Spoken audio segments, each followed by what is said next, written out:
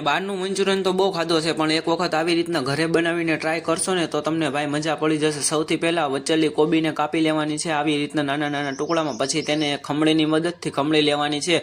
ગાજરને પણ આવી રીતના ખમણી લેવાની છે. પછી એક બાઉલની અંદર ખમણેલી કોબી, ખમણેલી ગાજર, કાપેલા કેપ્સિકમ, વાટકો મેંદાનો લોટ, એક વાટકો થપસીનો લોટ, એક ચમચી હળદર, એક ચમચી ધાણા જીરું, સ્વાદ અનુસાર મીઠું, એક ચમચી લાલ મરચું પાવડર નાખીને તેને સરખી મિક્સ કરીને તેને આવી રીતના લોટ બનાવી લેવાનો છે. હવે આવી રીતના નાની નાની ગોટીઓ બનાવી લેવાની છે. હવે એક કડાઈની અંદર તેલ લઈને તેને તળી લેવાની છે અને તેને આવી રીતના કેસરી કલરની થઈ જાય એટલે એક બાઉલની અંદર બહાર કાઢી લેવાની છે બધી ગોટીઓ. કડાઈની અંદર તેલ ગરમ કર્યું પછી તેની અંદર લીલી ડુંગળી, લીલું લસણ, કાપેલી કોબી, ખમણેલું ગાજર, કેપ્સિકમ નાખીને તેને સરખી રીતે મિક્સ કરી લેશું. પછી તેની અંદર એક ચમચી હળદર, એક ચમચી ધાણા જીરું, સ્વાદ અનુસાર મીઠું નાખીને તેને સરખી રીતે મિક્સ કરી લેશું. હવે તેની અંદર સોયા સોસ, ટમેટો સોસ નાખીને તેને સરખી રીતે મિક્સ કરી લેશું. હવે તેને 5 મિનિટ પાકવા દેશું. પછી તેની અંદર જરૂરિયાત મુજબ પાણી, કોર્નફ્લોર નાખીને તેને આવી રીતના એક ઉકાળો આવવા દેશું. ત્યારબાદ તેની અંદર આવી રીતના બધી ગોટીઓને નાખી દે સરખી રીતે મિક્સ કરીને તેને 5 મિનિટ પાકવા દેશું અને તેની અંદર હવે કોથમરી એડ કરીને તેને પણ સરખી રીતે મિક્સ કરી લેશું. એટલે આપણું ટેસ્ટી અને સ્વાદિષ્ટ મંચુરિયન બનીને રેડી. બાકી તો હસતા રહેજો, ખુશ રહેજો અને હવે લાઈક અને સબસ્ક્રાઇબ કરતા જાજો.